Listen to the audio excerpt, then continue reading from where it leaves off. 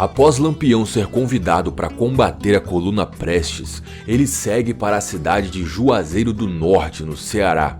A proposta, afinal, era irrecusável.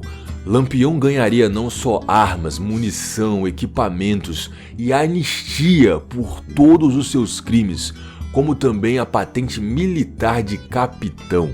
E Floro Bartolomeu, para fazer esse convite, ainda usa o nome de Padre Cícero, o Padim Cisso, pelo qual Lampião tinha uma boa admiração. Então, chegando na cidade de Juazeiro do Norte, Lampião e seu bando são recebidos para essa conversa pelo próprio Padre Cícero.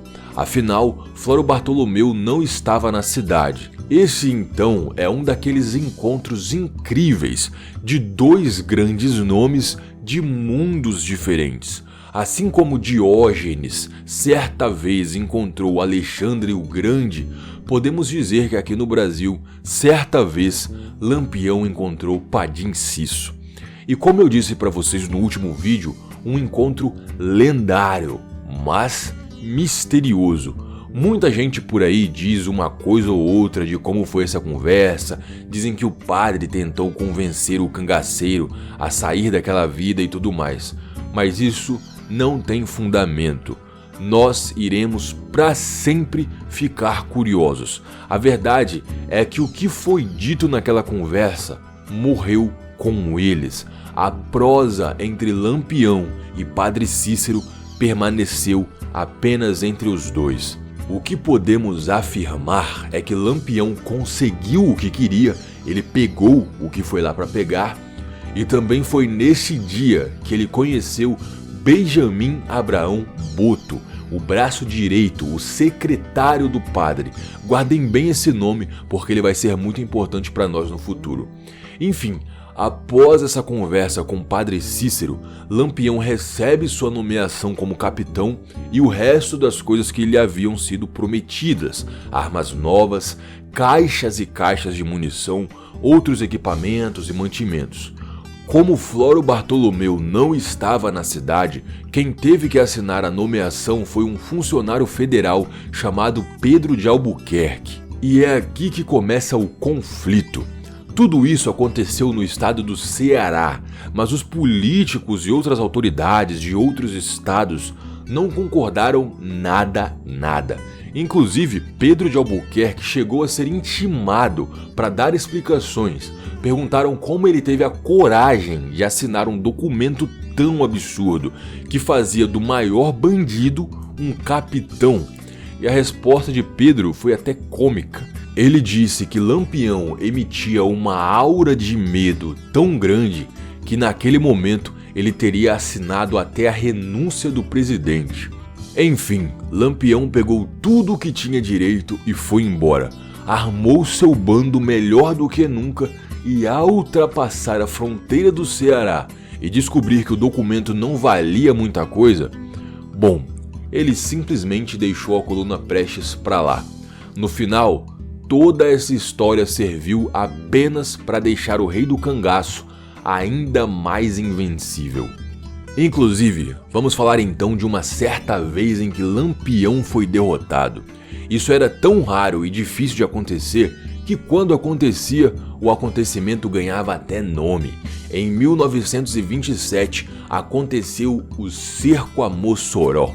Com uma informação de que Lampião estava se aproximando com seu bando, o prefeito dessa cidade, a cidade de Mossoró, se adianta e arma não só a polícia, como também os moradores comuns da cidade.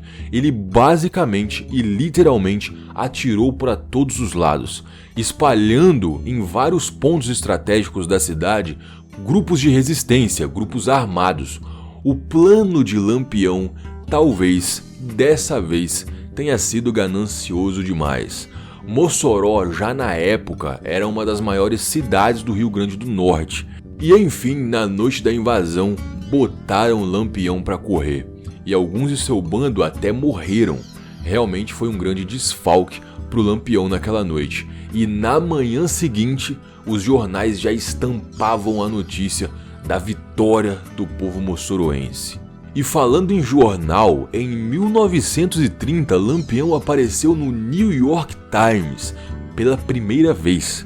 E sim, eu disse pela primeira vez, porque ele apareceu também em várias outras. O jornal americano ranqueava o cangaceiro como o maior fora da lei de toda a América Latina. E o ano de 1930 foi especial para Lampião não só por isso. Foi aqui que ele conheceu a famosa Maria Bonita, que já era uma admiradora de Lampião quando se conheceram. Ela foi a primeira mulher a entrar pro bando e abriu portas para outras virem. Alguns cangaceiros passaram a fazer suas jornadas ao lado de suas mulheres, ou seja, também houveram cangaceiras, mas elas não participavam das batalhas, geralmente ficavam afastadas dos ataques ou escondidas atrás de pedras, de árvores, só com uma arma menor para defesa pessoal, digamos assim. Lampião teve 2 filhos com Maria Bonita, João Ferreira da Silva, que morreu aos 62 anos de idade, e Expedita Ferreira Nunes, que hoje tem 87 anos. Nenhum dos dois foi criado pelos pais. Acho que era impossível criar um bebê naquela vida de cangaceiro e até perigoso. Os recém-nascidos eram entregues para pessoas de confiança de Lampião, com a promessa de que um dia ele voltaria para buscá-los. Enfim, no ano de 1934, morre o padre Cícero. E vocês se lembram do Abraão Boto? É agora que ele fica importante na história. Abraão Boto nem brasileiro é. Ele nasceu no Líbano e veio para o Brasil em 1915, fugindo do recrutamento obrigatório para a Primeira Guerra Mundial. Chegando aqui, ele começou a trabalhar com mascate, foi atraído para Juazeiro do Norte por causa da grande movimentação de pessoas lá e acabou se tornando secretário do padre Cícero. Já deu para perceber que de uma forma ou de outra esse cara sabia se virar, né? E agora que o padre Cícero havia morrido? É aí que ele se lembra do encontro amistoso que teve com Lampião em Juazeiro do Norte. Lampião que já era muito famoso. Abraão Boto tem a ideia de gravar um filme sobre Lampião. Ele consegue uma parceria com a Aba Filmes e sai em busca do Rei do Cangaço. E sim, quase todas essas fotos que eu estou usando e todos esses vídeos que vocês estão vendo aí são parte das filmagens de Abraão Boto. Ele é o maior e talvez o único grande responsável por termos esse registro em imagens de como era o cotidiano de um cangaceiro, de como era Lampião. E eu vou estar postando para vocês também o filme completo com alguns comentários muito interessantes sobre ele. Lampião era muito vaidoso, ele gostava de investir na própria imagem, digamos assim. Além de saber que Abraão era próximo de Padre Cícero, então ele aceitou e talvez até tenha gostado da ideia desse filme. Lampião também gostava de costurar as próprias roupas e estampá-las, coisa que aprendeu na infância, provavelmente com a mãe ou com o pai. Gostava até de perfumes, e eu acho que é inegável que essa estética do cangaceiro é algo que ajudou muito na criação dessa forte mitologia que surgiu em volta. Pensem comigo, super-heróis e vilões seriam tão interessantes caso eles se vestissem como pessoas normais? Vocês entenderam a ideia da coisa? Mas continuando nossa história, quero introduzir vocês agora para os volantes. Volantes eram os grupos formados para caçar cangaceiros e que sempre existiram, mas de maneira fraca. Caçar bandos de cangaceiros era um risco muito grande para uma recompensa muito baixa. Porém, com essa coisa de cangaços se estendendo por décadas, algumas coisas aconteceram. Primeiro, que o governo finalmente percebeu que o Nordeste precisava de ajuda e intensificou os reforços por lá. Segundo, as crianças que ficaram órfãs por causa dos cangaceiros cresceram. A maioria dos homens que formavam as volantes estavam em busca de algum tipo de vingança. E antes de irmos para o desfecho da nossa história, eu gostaria de soltar uma curiosidade sobre Lampião. Em algum momento de sua vida, não se sabe como, quando ou porquê, Lampião ficou cego de um olho, como podemos perceber até em algumas fotos inclusive. Mas enfim, vamos lá. Tudo termina em 28 de julho de 1938. Lampião estava com 40 anos de idade. Entre as várias volantes que buscavam derrotar o bando de Lampião, a que conseguiu essa façanha foi a de João Bezerra. Lampião e seu bando estavam na Grota de Angico, em Sergipe, um lugar que para ele era bem seguro e tranquilo para montar o acampamento, para descansar. Tanto que não se sabe até hoje com 100% de certeza, ninguém pode dizer como a volante conseguiu rastrear os passos do rei do cangaço. Provavelmente Lampião foi traído por alguém de sua confiança. Sua exata posição foi entregue, onde ele gostava de ficar. A volante, então, alcança o acampamento do bando pela madrugada e arma o ataque em volta, bem sorrateiramente, de maneira impecável, tanto que nem os cachorros latiram. E quando finalmente amanhece, quando a luz se faz presente, um dos primeiros a dar as caras é Lampião. O rei do cangaço é o primeiro a ser alvejado com tiros no peito, enquanto Maria Bonita lhe servia uma caneca de café. Ela se debruça por cima dele e é lavada a tiros também. Os dois personagens principais são os primeiros a morrer na emboscada de Angico. E esse ataque surpresa foi inteiro assim, muito rápido e de repente.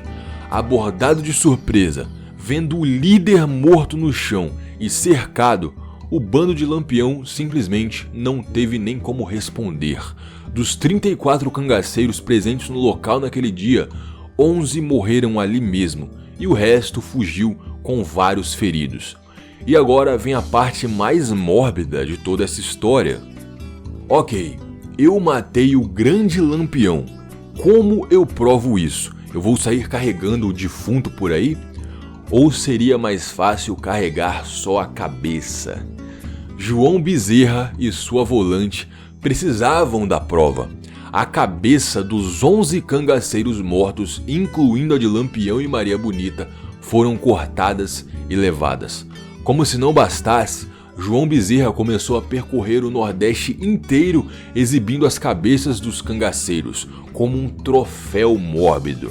Existem várias fotos disso, ok? Mas eu não vou mostrar aqui porque eu não quero ter o canal completamente desmonetizado de novo. Para quem estiver curioso, uma rápida pesquisa no Google aí por cabeças de cangaceiros já exibe várias fotos. Para conseguir preservar as cabeças, João Bezerra esfregou elas no sal e depois mergulhou em querosene. Passou a viajar então o Nordeste aí, exibindo as cabeças em praças, escadarias de igreja, e isso atraía multidões e multidões mesmo. Todo mundo queria ver a cabeça de Lampião. Depois, as cabeças foram parar num museu, para só em 1969 serem sepultadas. Enfim, o movimento do cangaço, na época da morte de Lampião, já estava bem fraco.